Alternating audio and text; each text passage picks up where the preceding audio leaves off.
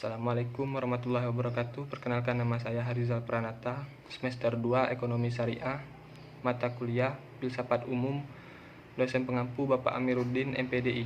Baiklah, di sini saya akan menjelaskan materi dengan judul yang pertama, Sejarah Filsafat Abad Kontemporer, aliran eksistensialisme dan pragmatisme. Yang kedua, tentang pertarungan filsafat idealisme dan materialisme. Pertama, sejarah filsafat abad kontemporer, aliran eksistensialisme dan pragmatisme. Filsafat kontemporer muncul diawali sikap ingin mendobrak teori filsafat modern yang menggunakan keuniversitasan, kebenaran tunggal, dan bebas nilai. Oleh sebab itu, salah satu ciri yang terdapat dalam filsafat kontemporer ini mengagungkan nilai-nilai relativitas dan mini narasi, dan lebih cenderung beragam dalam pemikiran.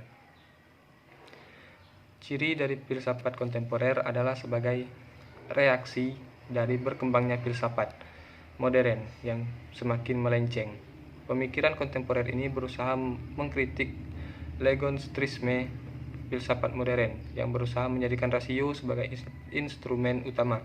Perkembangan filsafat kontemporer berada dalam dua jalur, yakni holistik dan dekonstruksi. 1.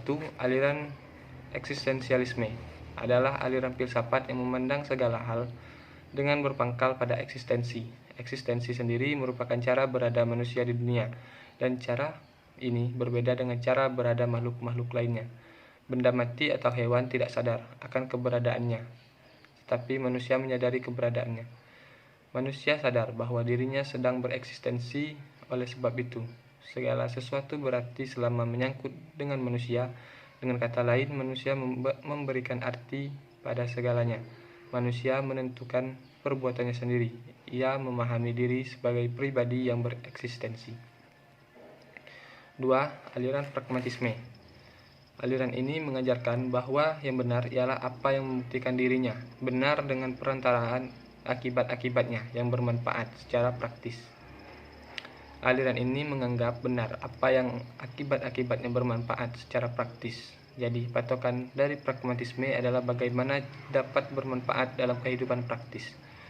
Dan pegangan pragmatisme adalah logika pengamatan.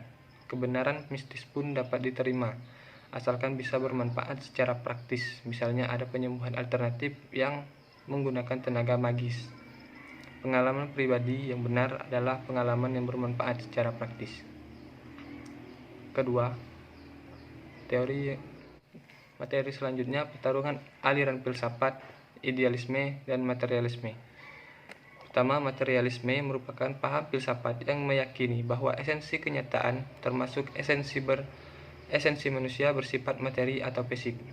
Ciri utama dari kenyataan fisik atau materi adalah bahwa ia menempati ruang dan waktu, memiliki keleluasaan, dan bersifat objektif.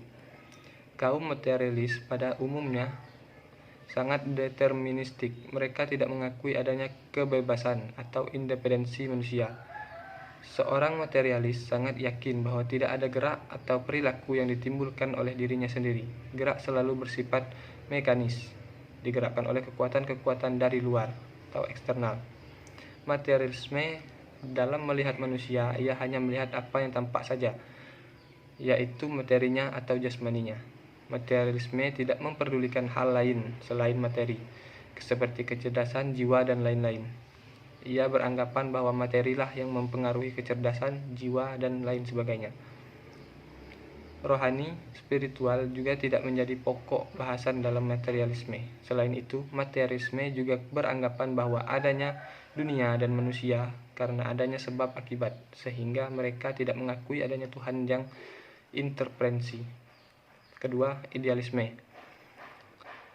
Idealisme kebalikan dari materialisme. Menurut aliran ini, kenyataan sejati adalah bersifat spiritual. Oleh sebab itu, aliran ini sering disebut juga spiritualisme. Para idealis percaya bahwa ada kekuatan atau kenyataan spiritual di belakang setiap penampakan atau kejadian. Sejumlah besar penganut idealisme mempunyai pandangan deterministik mengenai manusia.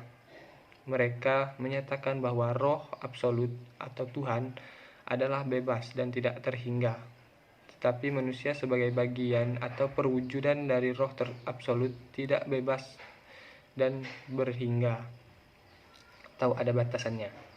Akan tetapi tidak semua idealis mempunyai pandangan yang deterministik seperti itu. Di antara para idealis banyak juga yang menekankan kebebasan manusia. Ini terutama tampak pada salah satu aliran dari idealisme yang disebut personalisme, yang menekankan bahwa roh bersifat pribadi-pribadi atau individu, masing-masing berdiri sendiri, sehingga setiap pribadi, setiap individu mempunyai kebebasan untuk mengekspresikan dirinya sendiri. Demikian yang dapat saya sampaikan, lebih dan kurangnya saya mohon maaf. Wabillahi taufiq wal hidayah. Wassalamualaikum warahmatullahi wabarakatuh.